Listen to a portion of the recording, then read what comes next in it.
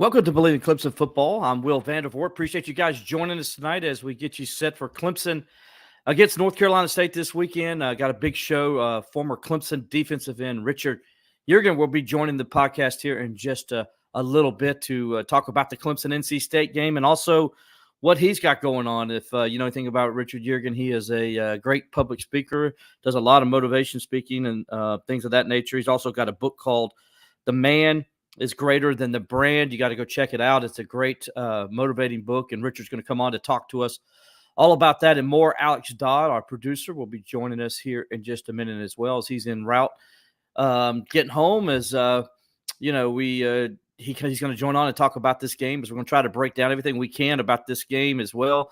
A big game for the Tigers, there's no doubt about that, as they get back into play after having a week off. And back into ACC play for the first time this season. It's huge for Clemson to this game and try to win this game because the Tigers need to get off to a good start. Last year, as you know, they didn't. They opened the season against Duke on the road, and they suffered a loss, and then they were playing behind the eight ball all year long. Well, they don't want to do that this year, so this game is huge in the sense that they want to get off to the right start in conference play, and try to get that win under their belt and keep that positive momentum going that they got from the Appalachia State game. So it's going to be a big game for Clemson. Obviously, a big game for NC State, too. It's their conference opener as well. So it should be a good game in Death Valley. That'll be a noon kickoff on ABC. But before we get to all that, we got some business to take care of. And I want to, first of all, say thanks to my sponsors. As always, and one of them, of course, is the Clemson Insider, has always helped us with the podcast here as they allow us to use their platforms and things of that nature. So if you want to go over and get the most complete coverage of Clemson athletics as well as Clemson recruiting, head on over to the ClemsonInsider.com and check that out. We appreciate Robert and everybody every day as well, but appreciate them letting us use this podcast platform for our podcast. And you can find us over on the Clemson Insider Facebook page as well as on YouTube at Clemson Insider. We ask that you please click subscribe and leave a comment below. We definitely would appreciate that. As I mentioned, we got Richard Yeargin coming on the show here later. He's going to join us about 6:15 to talk about this game with NC State. Of course, he played in it. Former Clemson player, helped the Tigers win a national championship in 2016. And then suffered a tragic injury, unfortunately, and ended up having to end his Clemson career. But he was able to come back a few years later and finish up his college career at Boston College as a player. But, of course, a Clemson graduate, loves Clemson, lives in Greenville, South Carolina, and works a lot with Dabo Swinney in the football program. Dabo Swinney just loves him, and he loves Clemson back. And so he's going to join us here in just a little bit as we get you going for this week's game. And, of course, like I said, it's Clemson against NC State. The Wolfpack 2-1, 0-0 in ACC play at number 21 Clemson, who's 1-1 and 0-0 in ACC play. That is a noon kickoff on ABC.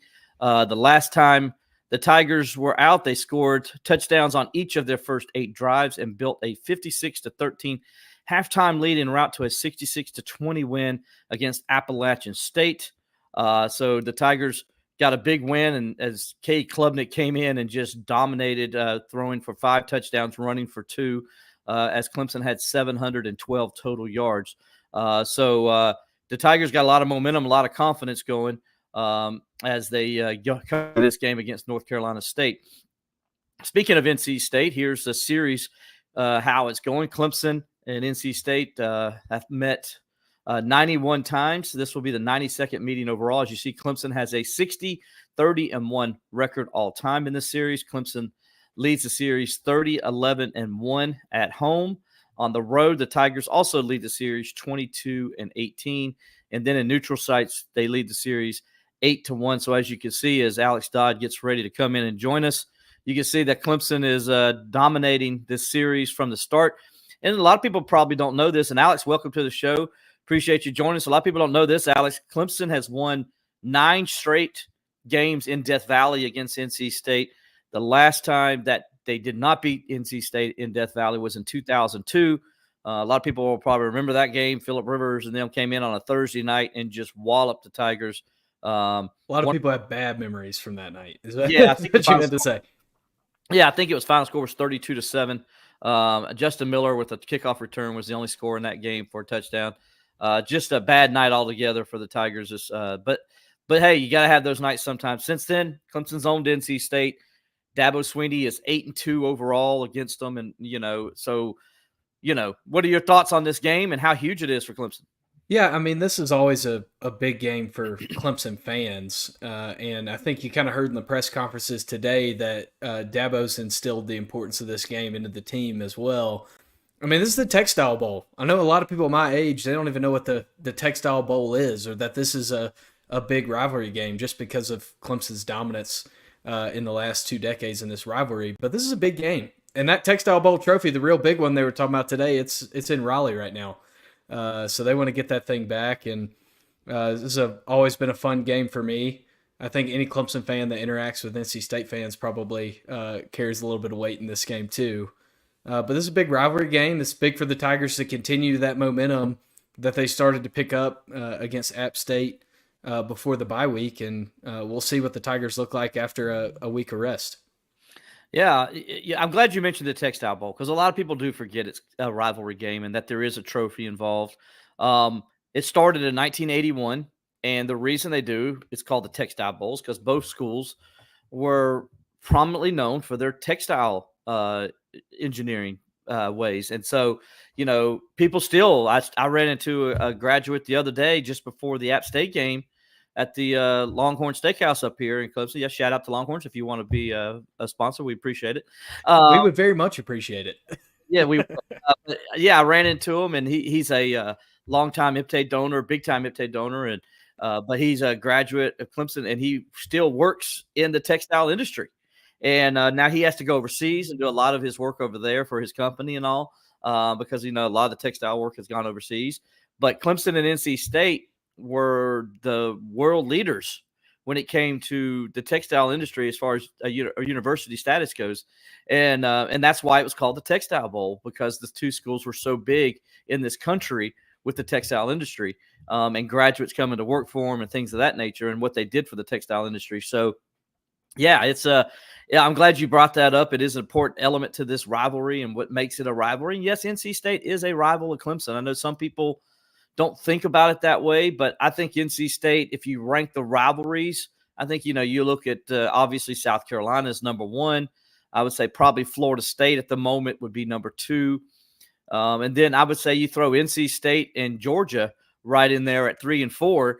And probably Georgia would be higher on that list if they played every year. Since they don't play every year, it's not seen as much. But I would that's how I would rank my top 4 rivalries, and NC State would definitely be in there. What do you think? Yeah, no, they definitely have to be in there. And another element to this game is this is the last time NC State's going to come to Death Valley until 2028. So you're not going to get to see this rivalry game played in Clemson for another 4 years after this. So you talk about wanting to hold on to that trophy. Well, these meetings are going to get fewer and far between, and who knows what's going to happen beyond that with all the legalese that I don't want to talk about because it's exhausting. But this game is one that you could very well see go away in the near future. So enjoy it while you can, and enjoy that rivalry aspect of two fan bases, two alumni bases that have a lot of similarities. And John Sharp, thanks for checking in, says go Tigers from a 98.5er. So anyway, go Tigers. And then we got Justin Kirkland on Facebook. He wants to know, he says, I think once again, we'll make NC State look good when they aren't. I don't know what you're thinking there, Justin. I don't know if I agree with that, Alex. I like the way Clemson's playing right now, and NC State hasn't played as good. I mean, NC State's played they've played an FCS team that they played down to. And didn't look good. That people forget Western Carolina had the lead late on them going into the fourth quarter.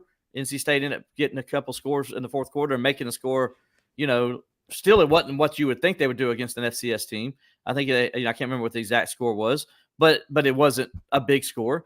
And then last week, of course, then in the week 2, they just got blown out by Tennessee in Charlotte. It wasn't even close. 51-10 was the final score there. And then last week they win 30-20 against Louisiana Tech team. They trailed 17-6 at halftime. Of course, and we'll talk about this in a little bit, but the quarterback got hurt there and they had to make a change because of injury. And that actually helped them because it changed the quarterback comes in, the young quarterback freshman comes in, makes some plays, then an interception right off the bat, pick six for North Carolina State, kind of set the tone for the rest of the half. They win 30-20, but they didn't look good in either of those games against a group of five that, I say when you look at the two groups of fives that Clemson played against one, they played against one. Clemson beat probably one of the top three group of five teams 66-20. And, NC State was at home, only won 30-20, had to come from behind to do it. Now, I know you don't transfer games and all that stuff, but to say Clemson's going to make NC State look good when they aren't, as Justin said, I don't agree with that because Clemson's playing good right now. They just had a good win and a dominating win and look good doing it. Yeah, I'm not totally sold on what Justin's saying either in this game. I think that if you're in that Clemson locker room, you want to go beat up on NC State this weekend, and that's your mindset going into the game. I mean, just looking at what the teams have done, this isn't the matchup you thought it was going to be at the beginning of the year. Grayson McCall obviously didn't come in and do what he wanted to do. CJ Bailey, like you said, gave him a spark last week. That's kind of your unknown variable going into this game is can CJ Bailey kind of build on that momentum he got late in that game? Because you look at the minutes that he played, and it was vastly different. But yeah, that's something to keep in mind going into this game. But also, like you said, NC State on defense, they haven't looked great. On offense, they've looked mediocre. And really, they just haven't been able to get in a rhythm and find any kind of flow through these first three games. And I didn't even talk about the butt whooping that they took in the middle of that against a very, very good Tennessee team. By the way, they won 38-21 against Western Carolina to open the season. But last week, you mentioned it with Grayson McCall. He was just 9 of 13 for 54 yards, only averaged 4.2 yards per attempt. Didn't run the ball. He hasn't really been effective in the running game as that people thought he would be for NC State. 4 carries, 22 yards when he got hurt. Then you look at CJ Bailey. He came in 13 of 20, 158 yards, averaged 7.8 yards per attempt. He did throw an interception, though. And then he ran 4 times for 27 yards. He's an elusive guy, but he's not elusive in the sense like Lamar Jackson elusive. I think he's more elusive, like he can extend plays and keep things alive. And I think that is where this game is going to be big for Clemson. As Wes Goodwin said today in the press conference with the media, he told us, hey, we got to make sure we keep our rush lanes. We got to stay disciplined. And that's something that the Tigers didn't do very well against Georgia at times. They lost containment and things of that nature on the outside edges, allow plays to get outside. Can't do that in this game. What you want to do against a team that's going to have a freshman quarterback, I think you want to dominate right away. And that's definitely something that Clemson needs to do better this week and go out straight forward and do it. And don't let them back in a little bit. They kind of did that a little bit with that. So I wouldn't say let them back in, but the defense took some plays off when the second and third teamers came in that second quarter. That's something they can't do in this game. Yeah, no, absolutely. And we're about to bring on a guy who knows a whole lot about what it takes to stop somebody on defense, and former Clemson football player, Richard Yeargin, 2-time national champion, doing a lot of other cool stuff that we'll talk about as well. But yeah, you got to really heat him up early, the freshman. You don't want him to get any kind of rhythm.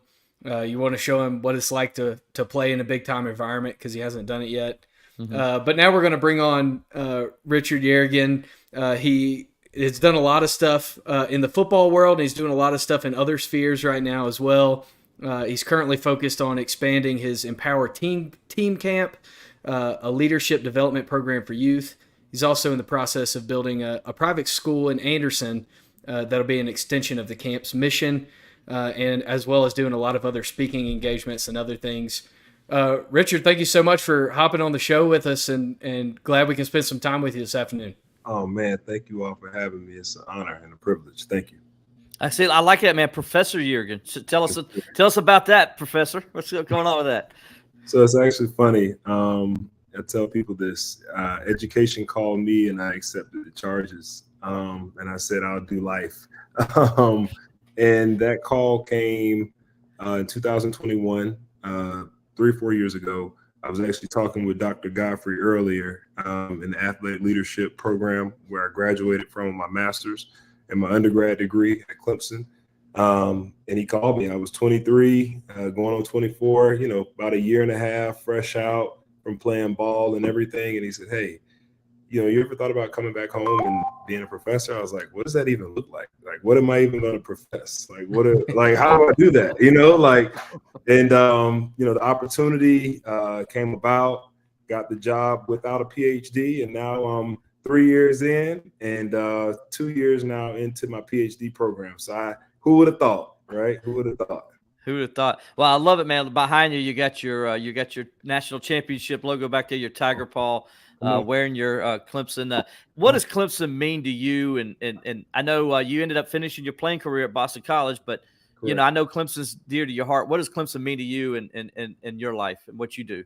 Well, first of all, let me be very clear. Clemson is home, right? So when you think about where you take your shoes off at, where you kind of get comfortable, Clemson is that place for me, and will always be near and dear to my heart. One, I grew up, a South Florida native, and when I came to Clemson, I knew nothing about Clemson. I didn't even know where Clemson was, to be quite frank with you. When I got offered in the 10th grade, I thought it was in Virginia for a second, or North Carolina. And, Coach Brent Venables offered me, he said, how much you weighing, big guy? I was like, I don't know, man. I'm just getting going. You know what I mean? I came up and visited a couple months afterwards for the first time and genuinely fell in love. It was one of my first college visits and obviously one of my first college offers. So, Clemson to me is near and dear. Obviously we'll probably get into it, my tragedy and what took place in the middle of my career prior to me having that real breakout in my career. Derailed that, right, and changed the trajectory of my career when I got into my car accident on June 3rd, 2017. And I don't oftentimes tell this story, but I will today. When you say Clemson family, be careful with that. That's a loose term. But when you've experienced it, it's personal to you. And when you say it, you mean it. And what I mean by that is, when I got into my severe car wreck and broke my neck, I woke up in the hospital and guess who was there? All of my brothers, all my coaches. Right. And it wasn't about the football player anymore. It was about the man that was suffering and going to have to go through life. And, as I endured and went through, it was a very hard decision to retire from a game that you love. Right. And take a step back and get into coaching, for the remainder of my Clemson career. And, as I did that, was going through the recovery process, had I not retired or had I not stepped away from the game to work on myself and get myself back together, I still would have the opportunity to come back. But what a lot of people don't realize is, once you ink your name on something and you sign to it, you can't undo it, unfortunately. And so when I made the decision to want to come back and play after a miraculous recovery, I didn't have a whole lot of options. But Boston College came knocking, and Coach Sweeney extended the invitation for me to pursue that. And so getting his blessing and being able to move forward, it was a different kind of process for me. So when I think about my Clemson career, it didn't quite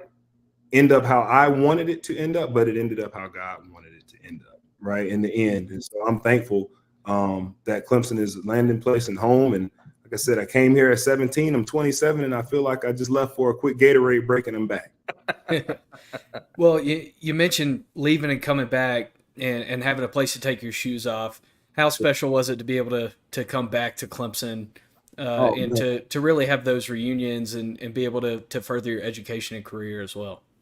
Man, I'm going to be honest with you. It's life-changing, right? So you talk about generationally, my grandfather was a South Carolina native. He doesn't even have a 5th grade education or a middle school education. Now, majority of my uncles, when they left here and migrated south in the 70s, they didn't continue to pursue their education. They went to the Army, right? And so my father was a first-generation college graduate from South Carolina State, and he kind of set the stage for me, right, in terms of you're going to get your academics, you're going to do this, you're going to do that. And my brother also graduated from South Carolina State as well, which led me to think that, I would never go to Clemson, but Clemson was the closest thing and the best thing for me and the right fit at the right time. And it offered all of the things that I needed as a young man to grow into the man that I am today. And so the investment that I made in myself years ago by making this decision is the best one I ever made. I wanted to go back to your accident. And of course we documented your story and stuff like that when it all happened to you, but it's different, hearing it actually from the person than somebody reading the story. Right. Talk to me about, as a young man, here you are, you get in this accident and your life is totally just thrown upside down. How did you stay positive, and what allowed you to stay focused and know that there's other things out there besides football? Because that had to be a hard thing to try to accept in that moment when you had that accident. Sure. And, I say this, and I don't say this lightly. I appreciate you asking me that, and I appreciate you approaching it the way that you did. And how I would kind of start is, when God shifts your assignment, it's never convenient for you, right? Like when you get removed as a student athlete and you put student coach in your title, right? And that becomes your identity, right? You go from being on the field to off the field to helping other guys develop and serving and pouring and doing from a genuine place, because at the end of the day, you don't know what life has for you. So all you know is service is the currency to my elevation, is kind of the mindset that I took on, right? And so I knew it's not fun to serve. Like, let's be honest, right? Like, serving other people that are getting the opportunity of a lifetime that you wish you could have had, right? Had you not gotten injured, right, in the lifetime or the lifespan that you're in, is not the easiest thing to swallow. But when you're in an environment that's holistic in terms of development and growth, and you really love those that you strapped up alongside with, right, you do some things sometimes that go beyond your nature. And so I would say for me, just developing and understanding who I was outside of football was probably one of the hardest, scariest things in my life, to lay in the bed for 3 to 6 months straight, right? With no mobility, no ability to drive. And, the little things that you take for granted. The most underrated blessing is walking out of the house, driving to work and coming back home every day safely in one piece, right? And so for me, I didn't have that luxury, right, for quite some time. And so that was a dramatic change and shift in my life. But I would say it propelled me and accelerated me into who God had called me to be at this point in my life, right? Having continued to pursue my education, right? Like not stopping, still graduating 3.5 years, starting on my master's, finishing my master's, ending off my career really positive here at Clemson, capping with another national championship, but this time as a coach, then transitioning, starting another master's at Boston College. Like, it doesn't make sense when you're going through it, but it all comes together if you continue to go through it, right? Mm-hmm. What a positive message because right now in this day and age in our society, sure, life is hard sometimes for young men, and it's good to have a guy like you out there who's gone through even more things than probably the average person can understand. Yeah. I'm sure you've had young men approach you and talk to you about this, and how has that gone? And then how do you try to mentor young men to stay positive, to not give up, to keep going, even when it seems like everything's against them? Well, here's the thing, sometimes when you're down in the valley, it's hard to preach from the mountaintop. But when you're in the valley, you got to keep the mindset of somebody who won't be devoured, who won't be consumed. And oftentimes, I was talking about this earlier with a group of young men at Daniel High School this morning during a Bible study, it was my latest speaking engagement. And I said, in life, you're going to have a Goliath that you're going to have to face, right? And God will prepare you for that Goliath just as he did David, right? Like he had David out in the field wrestling with bears, right? And wrestling with lions to get the sheep out of their mouth so that they didn't consume them. And he was standing on God's business, right? Mm-hmm. And David wasn't perfect, right, as his life went along, but he had a servant's heart. He had the heart posture that God wanted him to have. And so he was able to be used because he was willing and God was able. And so for me, I realized, I said, you know what, like, this is an opportunity to take care of the sheep. This is an opportunity to really pour in. This is an opportunity to really lock in and not make it about me, right? Even though, in 2015 when I went up against Joe Mixon and let him know what's up, right? Like, I mean, that was great. That was the Goliath then, but the real Goliath in my life was this battle scar, right?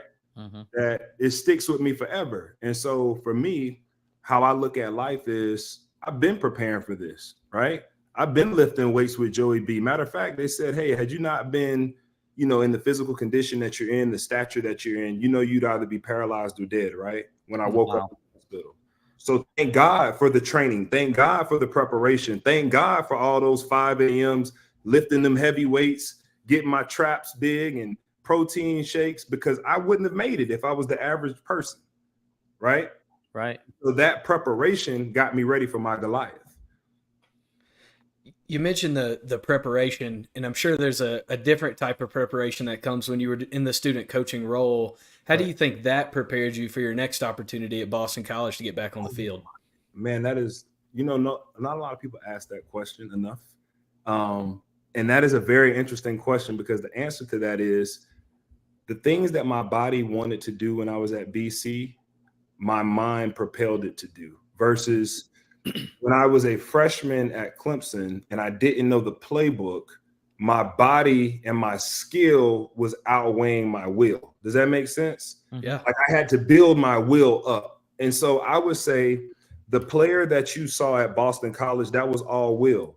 I had run out of that skill that I used to have because I wasn't really able to focus in and honing on my skill, because I was helping others develop theirs while rehabilitating my skill set. Does that make sense? Like it was lying dormant versus being active. And for 2 years, you got to think about this. I didn't strap up or play on a football field, right? Like I was literally in recovery. When I did make an attempt to come back, things got worse, right? Like my body completely acted up, and that's when I had to shut it down. And so for me to gear it back up and rev the engine one more time at BC, man, it took everything it had out of me, but I was willing to empty the tank. Right? Playing through multiple injuries, right? Trying to defy all the odds, right? Haven't played in 2 years, but come back and become a starter and come back and win the Brian Piccolo Award and do all these things. These weren't thoughts in my mind. I was literally just trying to survive off of will, right? Like my body, my mind, everything was telling me, man, you're crazy. But my heart was like, man, you're in the right place. Just keep going every day. Like David Goggins mentality. Like you can't hurt me. You can't stop me. You can't break me. And that's how I live my life now, right? Is I saw where, man, like it definitely, my skill wasn't the same as it was when I was at Clemson, just being honest, right? Like hadn't played in 2 years. So I was developing still. I was still trying to get myself back to where I wanted to really be. Even though I performed at a good level, I wasn't performing at the level I could because my skill wasn't where my will was. Does that make sense? So it's like me, that will part, sometimes you have to will your way to where you want to get to. Yeah, I like that, since my name is Will. You like that, right? You like that. You like that. You like that.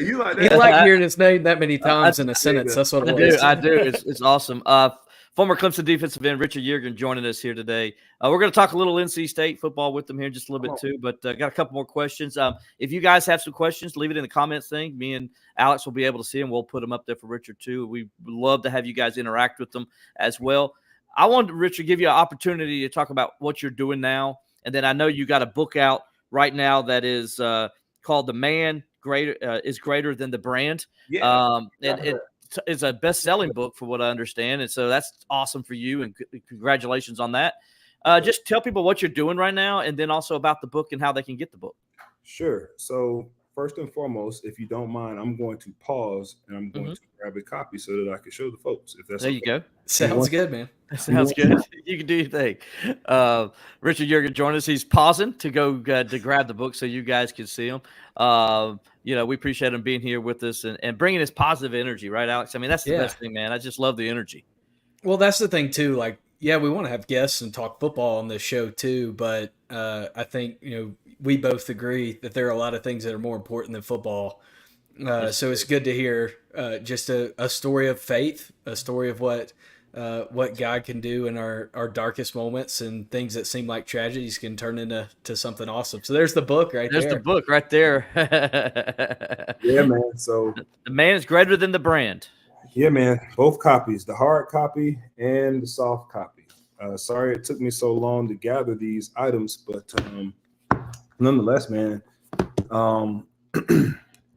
As I mentioned, and as everyone knows, now I'm a professor at Clemson University in the College of Education in the Athletic Leadership Department. I'm honored to be going into my third year as a lecturer teaching principles of coaching at the high school level. So preparing you to be a high school coach, high school administrator, high school teacher.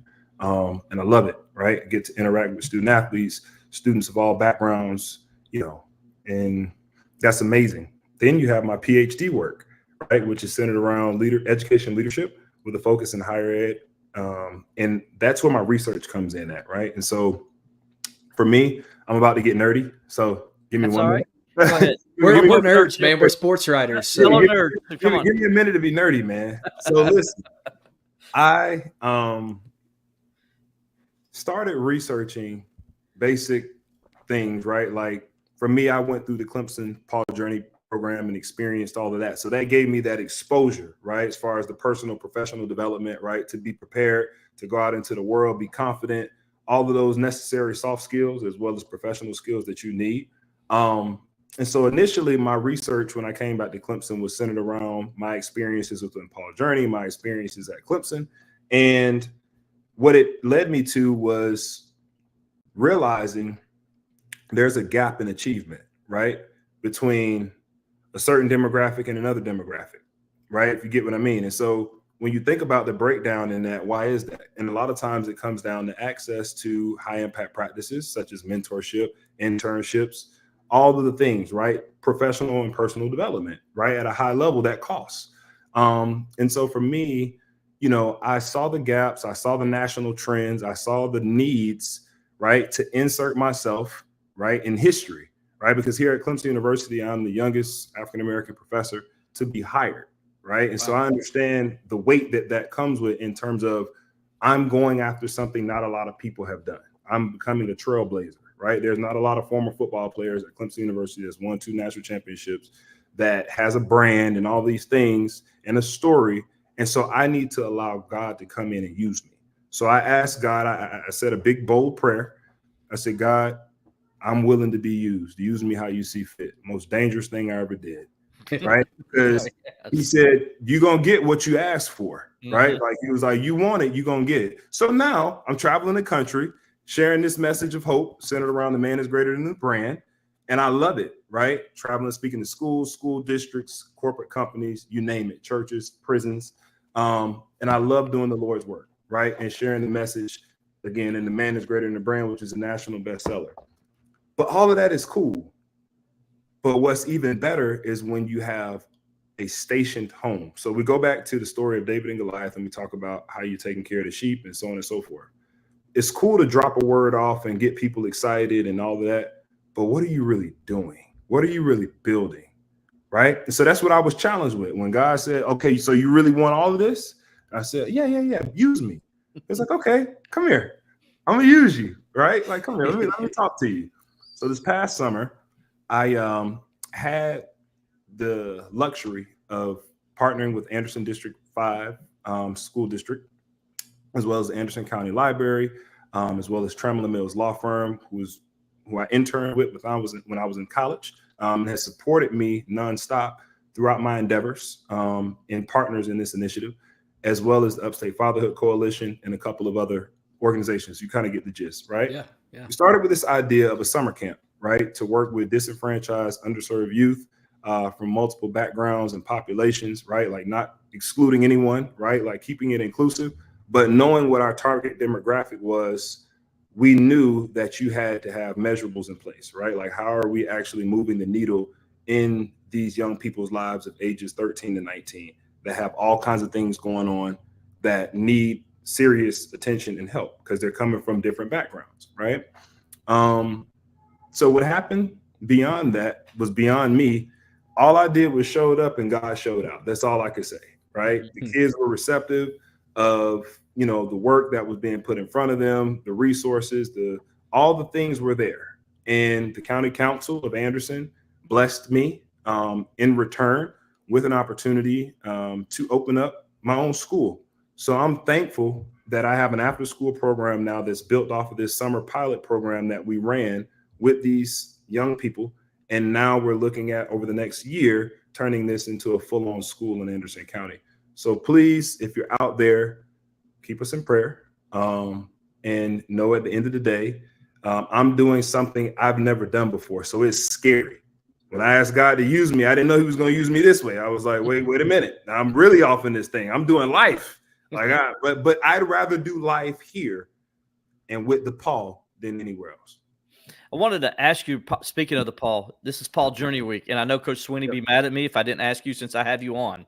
Yeah. I don't want Coach Sweeney being mad at me. So what is Paul Journey meant to you, and why is it such a good program, and how does it make Clemson unique from other schools?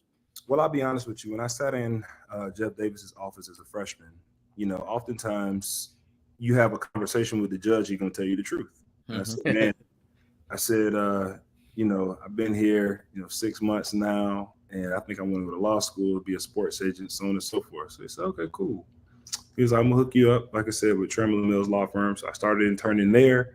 And from there, Paul Journey just started to blossom and grow. So my class of 2014 were the ambassadors, were the originators that came through and really set forth the groundwork as far as engaging with high-level donors, right? Like understanding, the language to speak when you're at certain tables, right? To get certain responses that yield you certain interests, right? And so we learned these things very early on, which gave us access, again, right, to these high-impact practices that cost a lot of money, right? To have access to these type of rooms, these type of opportunities to do community service and travel the country, go to third, all the things, right? Along with all the other components of Paul Journey. But the one thing that separates Paul Journey is the consistency and development. When you talk about 100% career placement, we mean that, right? Like along with the 98% graduation rate or 99%, I don't want to misquote because I know Coach Sweeney knows it backward and forward. And if I don't get it right, it's going to be a problem. But you get the gist. Graduation transitions or transfers into the transition into normal life, right? Like graduation is that prerequisite for you to go on and to start accomplishing things in life because you finally completed something. And so what Paul Journey did was it gave me an identity when I felt like I didn't have one, right? When I lost mine. And I had something to hold on to because I had sweat equity built into something somewhere where I really, really bled and sweat and teared it out, right? And so for me, Paul Journey is personal. It is a non-negotiable in my life, right? Like if I didn't have Paul Journey, I don't know where I would be at today. I wouldn't be where I'm at today, right? And so I'm thankful for all of the extended opportunities that Paul Journey yielded me. And that's awesome to hear, Richard. Just the impact that that Clemson was able to have on you in a positive way, and the way that God used those opportunities for the better. I guess kind of hard transition here into a little bit of football talk. But thank you so much again for joining us, Richard Yeargin, former Clemson defensive end, two-time national champion, motivational speaker, professor at Clemson, among many other things. How much of this team have you watched? Don't forget that. And best-selling author. Yep. I guess how much have you watched of this Clemson defense this year, and what are kind of your impressions of that side of the ball so far this season? We got some dogs up front. Very familiar with our team, backward and forward. Like I said, spend time with all of these young guys. Whether that's in the classroom, whether that's investing and purchasing YouTube TV so I could watch the game on the way to the game, or whether that is going to an event to support them as a mentor and be a resource for them beyond the classroom, but also tapping in again to Paul Journey. I'm invested, right? Like I got some real skin in the game. That's what I'm saying, right? I am I'm honored to see what I see up front. To be honest with you, I think, when you take a young guy like Tamarian Parker, I remember him being, in my class and just share candidly. I told him, I said, you're going to be everything that God called you to be. Whether that's first team All-American as a freshman, so on and so forth. I just seen the mentality, right? Like I just seen the mindset, the mentality. I was like, okay, he got it, right? You got a young guy like Avion Terrell played with his brother AJ, and now I'm his professor, right? His little brother's professor. That's crazy, right? But the level of leader that he has become and the man that he's becoming in the process of that, right? Like I saw that unfold, and that's a beautiful thing to see where he's at now, playing at a high level. Then you take a guy like Keith Adams Jr., for example, who's with him since his freshman year as a mentor, as a resource, as a professor, and to see him blossoming and coming into his own as well, just to name a few guys, right? Just as examples.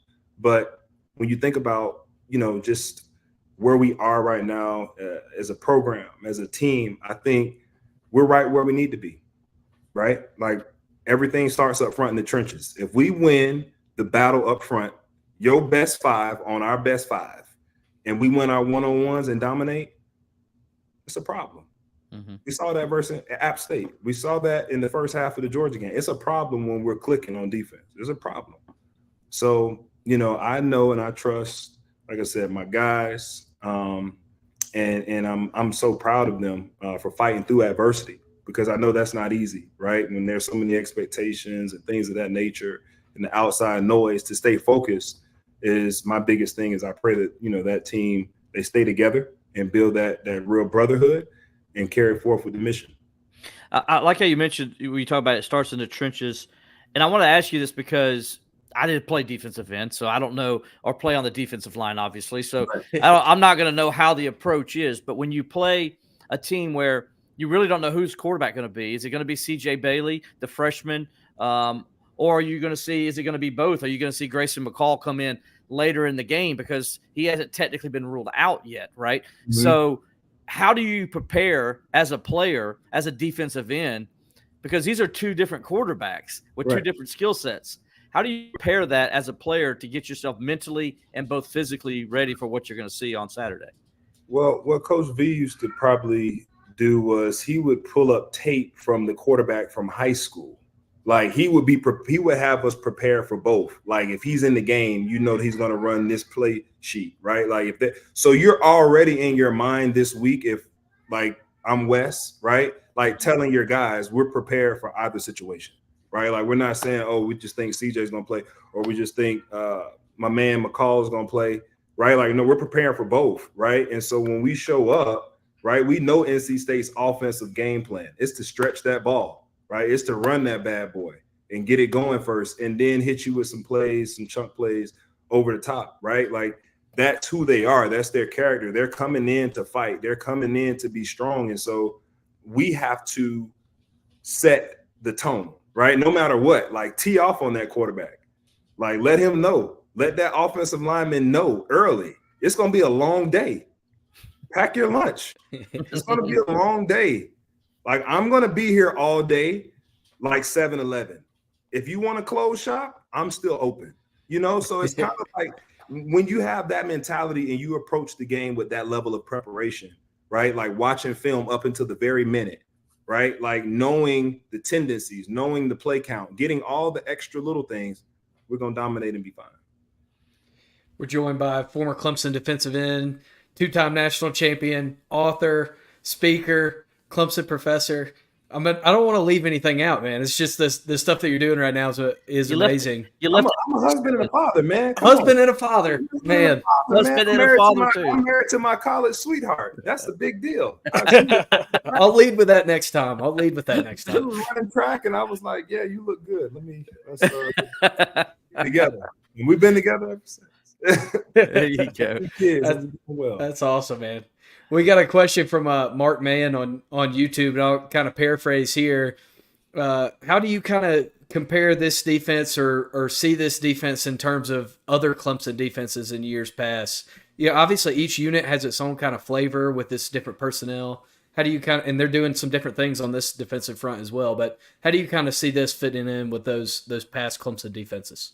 I'll say this: times have shifted and times have changed, but one thing remains the same. And when you got a Clemson defense that is as tenacious as this defense that I've seen, right, and as skilled, right, the sky's the limit. So I don't want to put a cap on them. I would say what's fair to say right now is they do look like a top 5 defense, right? They have been consistent.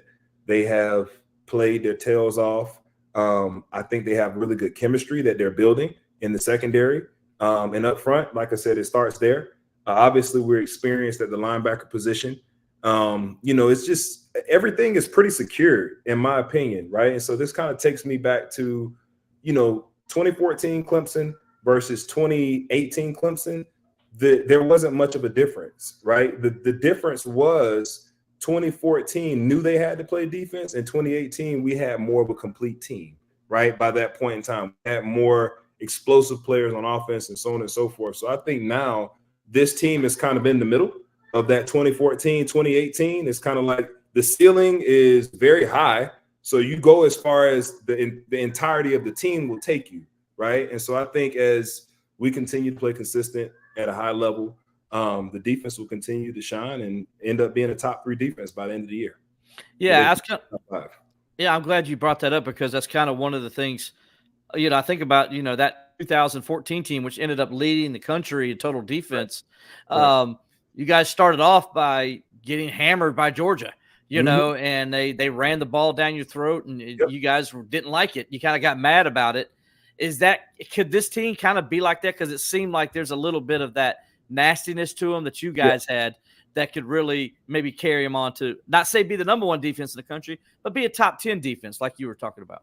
You know what I love? I love seeing a guy like DeMonte Capehart step up and be a leader on that defensive line. I love seeing a guy like Peyton Page step up. I love seeing a guy like RJ Mickens be loyal and come back and do what he's doing. I love seeing those things. So when you have those dynamics of leadership, right, guys that have been around, guys that have seen some stuff, experienced wins and things of that nature and success, but they're like, no, I want to define my own success, right? Like that's different. And a lot of the guys, their question in the offseason was, what is the difference between our team now and you all then?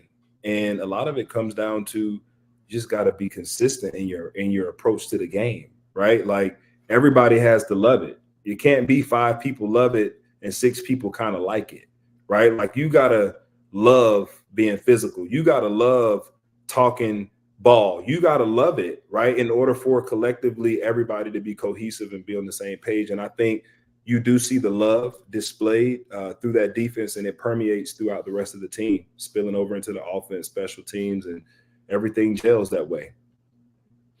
Joined by Richard Yeargin, husband, father, Clemson professor, author, motivational speaker, 2-time national champion at Clemson, played at Boston College in his last year. I think I got almost everything there. I mean, you're everything, brother. I don't think you missed anything. I appreciate you for just being you. I appreciate it too, man. Well, you talk about Clemson and a guy like RJ Mickens that decides to stick around when he had opportunities to go play somewhere else. Right. And obviously guys, transfer for different reasons. Like you went to Boston College to get an opportunity to get back on the field again. What do you think it says about Clemson that Clemson hasn't had the roster turnover that a lot of other places had? I mean, you see mass exoduses from a lot of good programs in the spring or at the end of the season, and Clemson hasn't had that kind of level of roster turnover. Well, I think it's interesting when you look at the model of college football now. It's either you engage in NIL or you engage in transfer portal, or you engage in a little bit of both or a lot of bit of both, right? And I think for us, we've been very fortunate that guys have been receptive of how we approach those areas, right? And the retention, right, is a credit to the development of the holistic, right, person, right? So going back to, like, if I'm a guy that's a young guy, right, like the best example I can use right now would probably be trying to think of my man's name. Daniel High School, Tink. Yeah. Yep. Tink Kelly. Yeah. Tink Kelly, right? So take him, for example. Phenomenal young man, great athlete. We know he's going to do some great things. Still coming through the process, right? Working through some things, right? And is going to be a great player. And could probably go anywhere and play in the country, right? But he's decided to be here at Clemson. And I remember a young guy like that making a decision, really wanting to be here at Clemson, right? Like this is where he wanted to be. And really showing that right now, right? And I appreciate stories and situations like that because it's like, young man, go. Because when it's your time, you're going to go real fast and it's going to go just like that. Enjoy the whole process, right? And I think that's one of the things that I would say to guys is the grass is not always greener. For real. Like, it is not always greener. Sometimes we make decisions based off of feelings and not facts. And I think Clemson has been very data-driven because when you look at our players, you look at their development, you look at the overall body of work that we've been putting out, despite maybe not being in the college football playoff or winning the national championship in the last 3 or 4 years, you go do your homework and you look at the numbers and they don't lie. We've still been producing at a very high level and very consistently, so don't get it twisted. What we're doing, we're on the brink of something. And I'm glad you mentioned that. First of all, another guy to kind of bring into that is Ryan Linthicum. Was here for 3 years, 4 years now, technically. This is his 4th season. First 3 years, he had to sit behind Will Putnam. And, he talked about that today with us, about how, you got to go. He wasn't ready as a freshman. He needed to go through that journey to get where he needed to be. And he said he never wanted to be anywhere but Clemson. And he had opportunities to leave if he wanted to go play somewhere else. But he felt like he needed to learn and stay behind Will Putnam and get it done the right way. So kind of carries me into the offense a little bit. You look at a guy like Cade Klubnik in the offense, we've been waiting to see them explode. And then the other night against App State, was that just a couple years of frustration just coming out all at one time the other night? I mean, that's a good Appalachian State team they put 66 points on. I think you got to credit a collective group effort, right? Like it wasn't just one person that played well. They collectively played well. Mm-hmm. And when you see something like that where they were beating them so bad in the first half, I was like, man, I've never seen we've ran some scoreboards up and scored some points. They were breaking all kind of records in the first half. I was like, what is going on? And so to me, right, like hope is in the things that are unseen, right? And so nobody knows the level of frustration or what they may have really been dealing with underneath the surface, right? And I think, like you said, sometimes you reach a boiling point where it's like, man, something got to give. We got to grow up fully today. And so I pray that is sustained, right? And that's able to be managed over the course of the rest of the season. Well, I'm not going to ask you to pick because I know you got to work with Coach Sweeney and those guys over there, so I won't ever dare ask you to do that. But tell me what you think the keys are this week for Clemson to get a win in its first ACC game of the season. I think it all comes down to finish, right? That's the first thing that comes to mind, when you think about the fourth quarter, right? That's where we're strongest at, right? I mean, when you think about the records of when Clemson has the lead going into the first quarter. So I think it's setting the tone, like I said early, in the trenches and finishing with the same energy you start with, because it's not about how you start, it's about how you finish. And I think along the way, discipline is going to be key. Right. So in order to get to where you want to get to, everybody's eyes have to be focused on their assignment. Right. And it has to be a collective group effort. Every person that steps on the field, whether you're a starter, whether you're too deep, it doesn't matter. Right. Like you are a starter when you're on the field. Right. Like it's like that's the standard. Like everybody's a starter. Right. Like everybody's mindset is compete at the highest level this week in practice so that when we get to the game, it's easy. So I think if we have that approach, that mindset, which I believe we do wholeheartedly, you're looking at a pretty good game. Also, just kind of wanted to get your thoughts on this rivalry. That's what Will and I were kind of leading with is a lot of Clemson fans maybe don't understand that Clemson and NC State is a rivalry game. It's historic. It means a lot to the fans. What did the Clemson-NC State rivalry mean to you as a student athlete of Clemson? I mean, as a student athlete, we always knew, like, okay, so in 2015, they had Jacoby Brissett at quarterback, right? I remember checking into the game, may have gotten like 6 or 7 plays that game behind Shaq and behind Dye, right?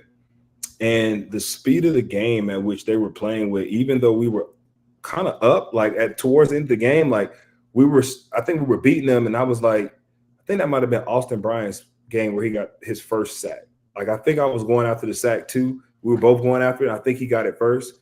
But whatever happened, like, I just remember that wasn't a team that wanted to quit. Like, even though they were down, like, Jacoby Brissett would not go down. Like, he would not go down. He was hard to tackle. And they are a team that comes in with a coach that has a mentality. He just does not like Clemson. Like, he's always looking for a reason to throw a hard pitch at Clemson, like, or a foul ball at Clemson. And so when you have that dynamic of, like, that cousin that lives 4 hours away, that when they come, you know it's a fight, like, that's it. Let's bring it on, like, all the way down to the last second in 2016, right? Yeah. Like, all the way down to the wire in It's 17, right? So, I mean, you remember these games so vividly because they don't quit. Like, you might think you did something to them. These guys are like roaches. They come in packs. Like, they don't stop. Like, these guys keep scrapping. the roach pack, not the roach pack. They come after you, man. They don't stop. So we can't stop, right? So that's why I said finish them. Don't play with them. That's not the meal that you play with, right? Like, you know, when your mom or your whoever, they say sit down and eat your food. Like, no, eat all of it. Don't leave anything on the table, because if you do, they're gonna take something home to go in a to-go plate. So we gotta clean the table. You heard it here first. Richard Yeargin says that Coach Doran's going to come in and throw high and tight to back you off the plate. That's what we hear right now. So.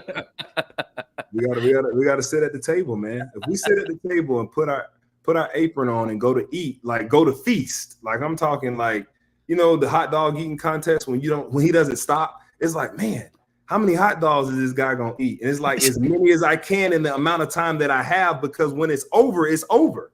I can't eat anymore. No more free hot dogs. I gotta go pay for these ballpark franks, and they're expensive at the grocery store right now. I'm just saying. So, I think I need to add pastor and comedian. Take it.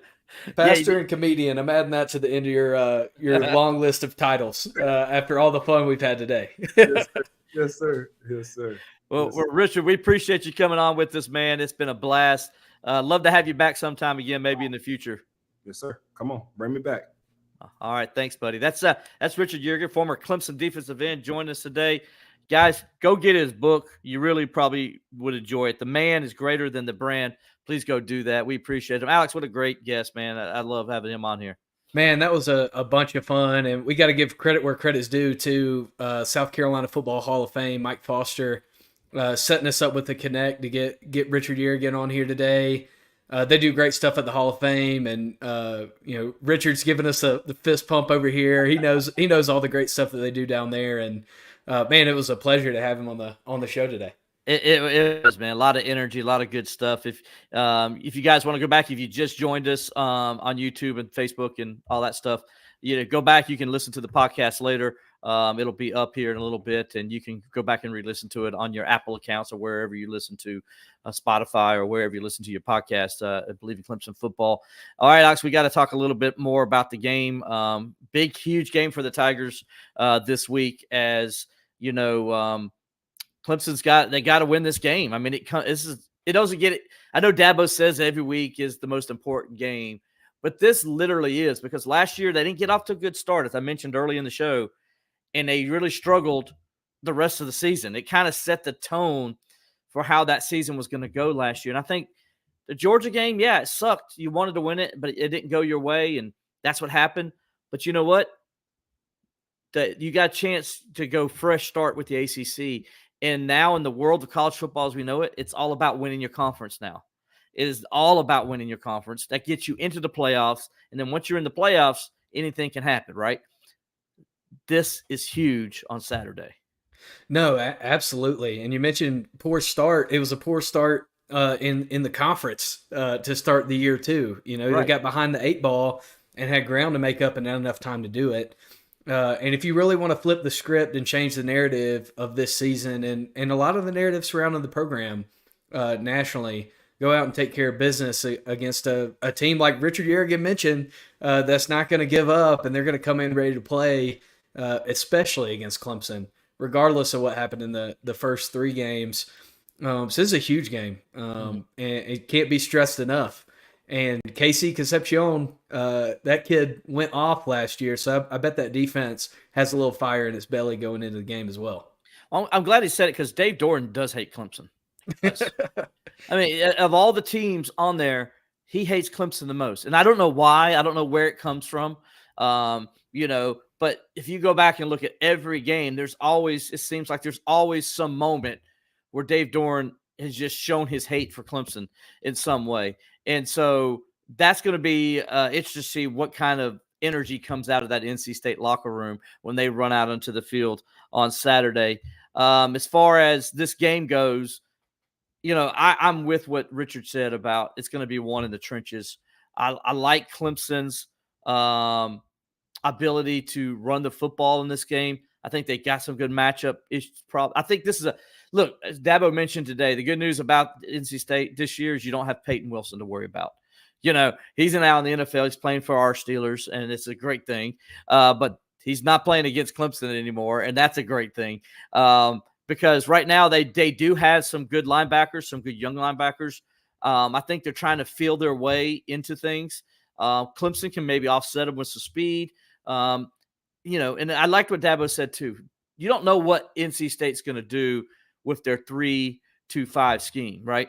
Yeah. I mean, sometimes they roll it into zone coverage. Sometimes they're going to, you know, come at you and look like they're bringing the house, and then they drop in and they drop 5 and, you know, come at you with 3. Or they're going to, you know, go zero blitz on you, and they're going to bring everybody. And so, you know, he says you don't know what you're going to get from one moment to the next with this defense. That's why I'm interested to see Clemson, especially when they go to zero blitz. How do these wide receivers, especially these young wide receivers, handle the physicality? I mean, you talked about this the other day when we were watching the NC State game. NC State's cornerbacks are 6 foot, 6'1", and they're physical. Yeah. They like to get nasty with you. They're also going to cheat if they can, and they're going to see if they can get away with it. And you know what? And I don't blame them. I don't blame them either. That's the style they play. That's who they are. And you got to not let it get in your head, because they're going to try to frustrate you because they're going to be physical the entire game. I want to see how these Clemson freshmen handle it. Yeah, no, I do too. And I want to see how the team responds to the way that last year's game went. It didn't go in their favor. This is their first real kind of grudge match of 2024. That's something we were kind of intrigued to see how they handle. How do they handle the emotions of the way that they felt from that game last year? A game they felt like they should have won. And are they going to let the emotions get the best of them? And I think that those freshmen are going to be a big key piece in that, because they didn't experience that. They don't have that added emotional element, and it's just football for them. So you want to go see them win those one-on-one battles against a very physical defensive backfield. And I mean, really, you talk about NC State, kind of the way that I think of these NC State teams under Dave Doran is they really take on the identity of their coach. Mm-hmm. He's a hard-nosed football guy. He's not scared to line up across from you and punch you in the face. And that's how their teams play on offense and defense. And if you don't think that that's going to be how they line up on Saturday because they had a couple lackluster performances and a letdown against Tennessee, that you're sadly mistaken, because they're going to show up ready to play. They didn't see that tiger paw on their head, on that hat, and they're going to come after that tiger paw. They don't like Clemson, like you heard Richard said. For some reason, they're going to give Clemson their best shot, probably more than any team, because they just don't like them. Their head coach doesn't like them, and they're going to come in there with that attitude, like, "Hey, we're coming to fight. Are you ready for this fight?" Because that's how they're going to be. Let's flip it over real fast before we get out of here. Clemson's defense against their offense, as we mentioned, Grayson McCall questionable for this game. Dave Burns already said that the freshman is going to get the start in place of him. I'm interested to see, and then we could still, because he's questionable, you could still see Grayson McCall come in if they need him. I want to see how this freshman handles Death Valley in his first ever start. It's one thing coming off the bench at home against a group of 5 team, and then your defense also, before you went out there, made a huge play to kind of get the energy in the stadium on your side. It's another thing coming into Death Valley where it's hard to win. It's, Clemson's 66-3 since 2014 in this building. I want to see how he handles it. By the way, Clemson announced it's a sellout, so it's going to be a sold-out crowd. It's going to be loud. Get your biscuits, tape your ankles. Yeah. How's he going to handle like that? He's going to have that 15 seconds where he's not going to have – first of all, is he going to be able to hear his coach? That's another thing. If you saw remember the App State game, you saw several times the App State quarterback was having to do this because he could not hear anything.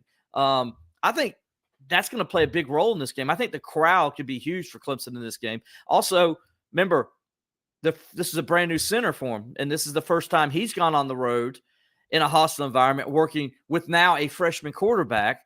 By the way, the center is used to this Clemson because he was Notre Dame center last year, by the way. So he's used to the noise, but he's playing with a freshman quarterback. Totally different thing than playing with a veteran quarterback like he did last year, right?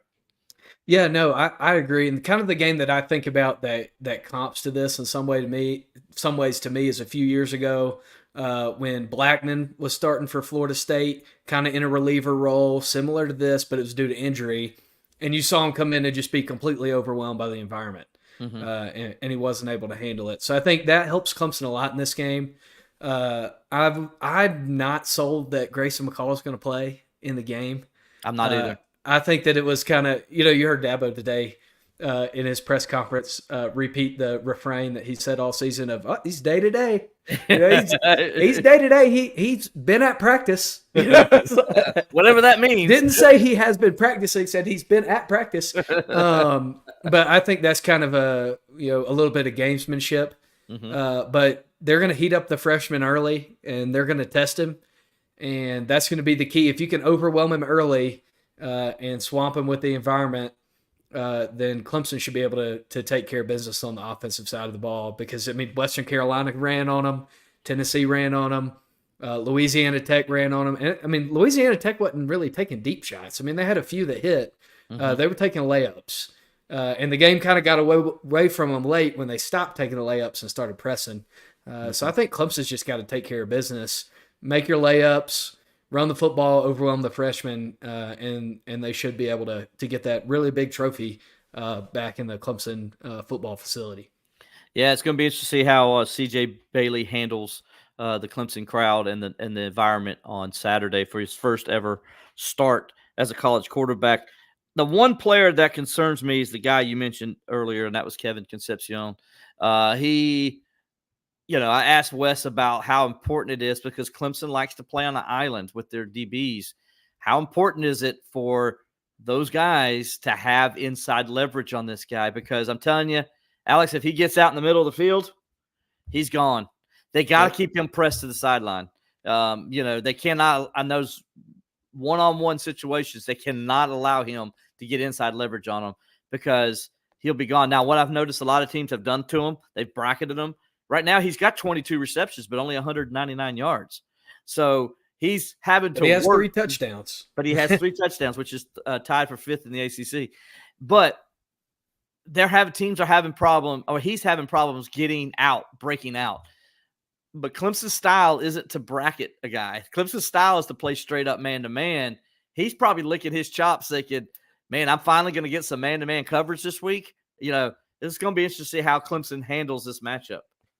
Well, I think Clemson's going to play man-to-man to start the game. It's what they want to get after the quarterback. It's what they do, and if you're trying to heat up the quarterback, it's what you have to do.